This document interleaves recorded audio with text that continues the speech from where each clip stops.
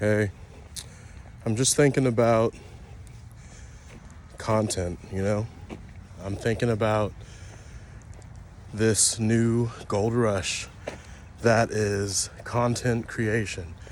Not so much about like the solo influencer or like the grifter, but I'm talking about literally the technician who knows how to do all the behind the scenes stuff to generate the attention and revenue and that businesses or you are desiring.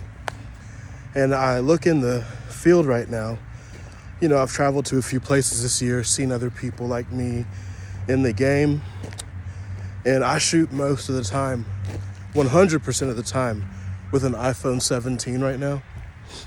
But I noticed that a lot of people have high-end cameras, nice gimbals like the Ronins, the FX3, that whole combo, and they walk around, with the same type of color profile, muted colors, whites, blacks, type dress, their backpack, and they're walking around looking kind of pro, but dude, they're slow. You go to these convention centers and you watch these people go and film, and they look cool. They have an entourage. They might have a couple cameramen. But the thing is when you go and look from the time they recorded it to the time that video gets out, it's like weeks sometimes because they do too much. They're trying to do high fidelity content. And so for me, my strategy was I needed as many people to see this name and hear this voice of my client as possible. So I chose lo-fi. Yes, I still use edits. Yes, I still use like hook psychology. And I just try to make the content just generally interesting. But the point I'm trying to make is you can move way faster with less stuff. And that's why I think creativity is more about like a subtraction game. You know what I mean? It's like addition by means of subtraction. You know what I mean? Because the less things you have, the less high-end gear, the more restrictions you have, the more abilities and options you have at finding more creative ways to figure out a better strategy. So like for me, restrictions, iPhone. I could get other, I got the Osmo Pocket 3, I got the Nano. I'm trying to decide if I want to go high-end and get an FX3, which honestly, I'm going to say yes to that because some of the things about clients is if they see you with that, they're going to pay you more because it looks professional. And that's why these guys do this shit. They grab the nice high-end cameras so they can look good, but their work is mediocre. It's not anything different than anybody else. They follow everyone else's trends.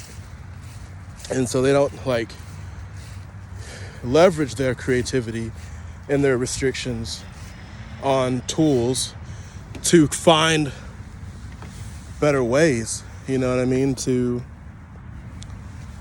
get better results. And another thing I was thinking about, so you're going to see a lot of people joining this career. This field is wide the fuck open right now. You can literally grab a camera, and if you have any sort of charisma at all, you can get into rooms, people that you'd never talked to before, getting opportunities you'd never have gotten before, getting taken to places that is like fully paid, and you just gotta hang, and it's just so fucking awesome. But one thing I'm seeing a lot of photographers by trade getting into this space. I'm seeing a lot of like creative, like music video type filmmakers, documentary type filmmakers trying to get into the space. But their fatal flaw is they overthink and they care too much about the gear and they like to nerd out over stuff, which is cool. I like that too, but it's not effective for what this new level of economy, this new interest media attention economy, you know what I mean? So what I'm seeing is these guys, they can hold cameras, they know their gear, they have the high-end stuff, but they're slow. They can't get out, 60, 100 pieces of content a month, which is like what you should be doing if you're trying to really like make some waves and get some attention. You know, I'm sure right now, you know, if you make content, you already know you're not making enough. Like, dude, if you're only making 4 and 5 pieces of content a month or a week, get out of here. You know, so where I'm going with this is, so what I started noticing is, all right, when I was in Austin last year, I saw a few camera people. When I was in Austin last year, I saw like a handful of camera people. When I was in Vegas this year for the trade show, there was like twice as many camera people. People just following around businesses with cameras, just getting the day-to-day, you know, making the content and like the promos and things like that, which was awesome because it was a signal. It let me know, dude, you're on the right path and there's lots of money in this, because every time I go to an event or travel, I see more and more camera people following around businesses. So that's when I was like, okay, that's awesome. That's opportunity for me, but fuck, that means it's oversaturated already. And then I was like, nah, you just have to think about delivering on the things that these guys aren't thinking about doing. What do I mean? Learning Google Analytics, learning Meta Business Suite, learning how to run ads on Facebook, Google, Instagram, learning YouTube, posting on YouTube Shorts. Do you know what I'm saying? Anyone really can hold a camera. Anyone really can learn some sizzle edits to get you like, ooh, but it doesn't convert all the time just because it's pretty. You know what I mean?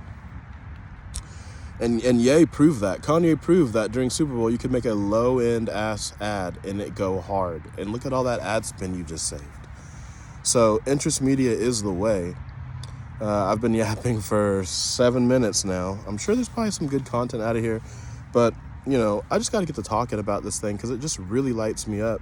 And if you go through my content, you see that I started posting. I was in this park when I did my first video. It was like October last year, and it hasn't even been a year yet, and my life has changed substantially from picking up a camera, believing that I could do a thing, or at least knowing that I could figure it out along the way. You know, it's not that you don't know how to do it, you're just unfamiliar. There's just familiar and unfamiliar. It's not hard or easy, or I can do that or I can't do that. It's just, I'm either familiar with this or I'm unfamiliar with this, but if you give me some time, I can get familiar with it. And then that's how you take on things that seem beyond you. You know what I mean? Like, that's how you expand.